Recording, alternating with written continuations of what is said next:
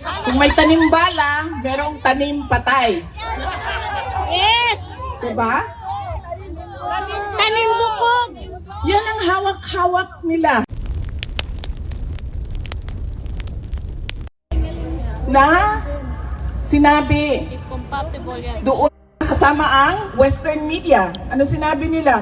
12,000 ang namatay, 15,000 ang namatay, hanggang umabot na sila sa 30,000 ang namatay. Noong sinabi na bigyan nyo sa amin, isa-isahin natin ang mga pangalan, hindi yung pwedeng magsasabi ka lang 30,000 ang namatay, tapos kahit isang pangalan wala kang maibigay.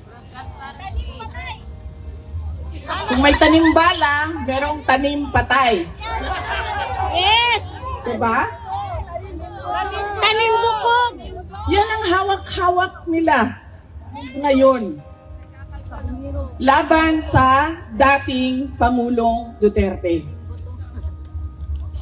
Wala man lang sila kahit isang ebidensya na nagsasabi na totoo ang mga paratang ni Trillanes. At dahil nga wala na patapos na ang ICC bilang isang institusyon. Wala na silang kaso. Isa na lang ang kaso nila, yung kaso ni President Duterte. Nakakita sila ng isang administrasyon ni Marcos na ayaw niya na naririnig na merong kumukontra at nagsasabi na mali ang ginagawa ninyo sa pamahalaan natin sa Pilipinas. They're stifling dissent. They are demolishing opposition.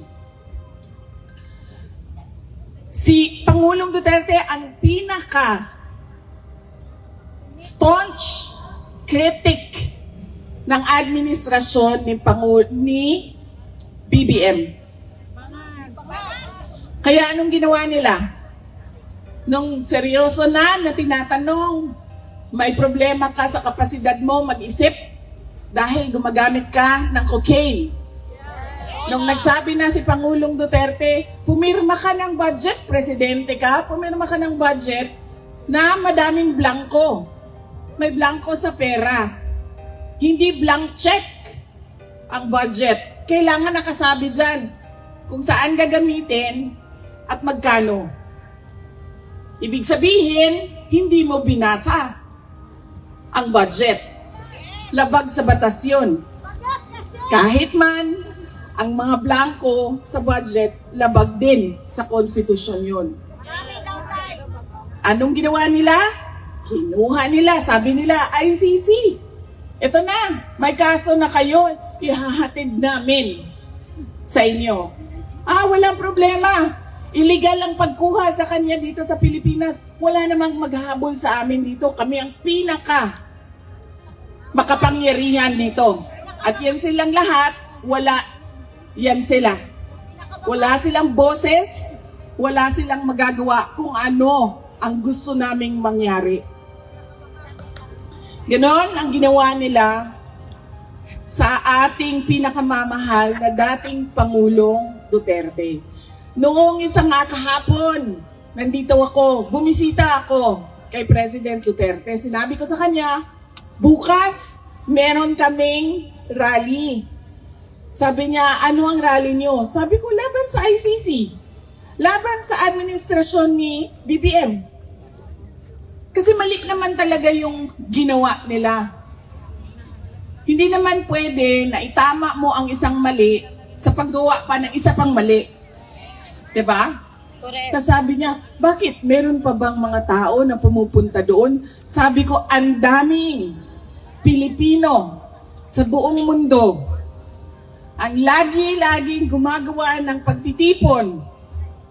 Sabi ko sa kanya, kahit 5 na lang kami doon sa park, magsasalita pa rin kami. Dahil kahit 5 lang kami, ay mali pa rin yung ginawa nilang pagkuha, pagdukot sa iyo. Hindi naman dahil madami tayo ay tama. Pag konti na lang tayo ay mali. ay tama na yung ginawa nila. At dahil marami tayo, mali yung ginawa nila. Hindi. Kahit mag-isa lang akong tatayo dito,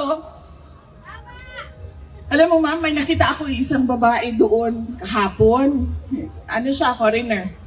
Doon sa may train station. May dala-dala siyang sarili niyang speaker. At nagsasalita siya, hindi ko naiintindihan dahil Dutch ata yung salita niya. Nagsasalita siya, mag-isa. Walang nakikinig sa kanya, walang nakatayo sa harap niya, pero nagsasalita siya. Naisip ko, aabot din ng panahon na ganun na rin ang gagawin ko. Kahit mag-isa ako, magsasabi ako sa ICC, mali ang ginawa ninyo. At pinagpipilitan nila ang mali na ginagawa nila dahil dinidikdik nila sa ating lahat ang kanilang mga paniwala.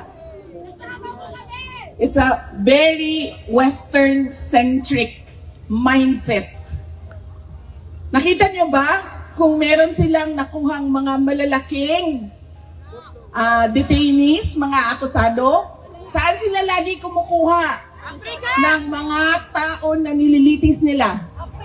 Sa Africa. Andun sa loob, kasama namin. Hindi ko lang sila makausap dahil French ang kanilang pananalita. Ganon ang ginawa ng ICC.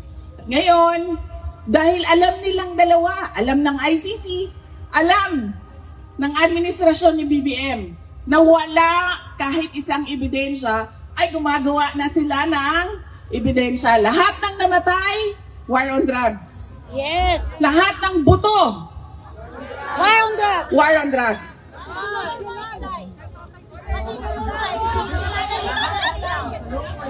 Lahat ng pinatay dahil sa love triangle, war on drugs. Lahat. Dahil wala nga silang ebidensya. Missing sa Bungeros, ang tagal na niyan, di ba?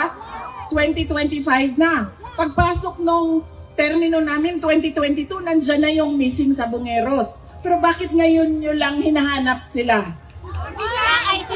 Diba? Kasi walang buto. Kailangan natin ang buto. Hanapin natin ang missing sa Bungeros. Mga biktima ng war on drugs.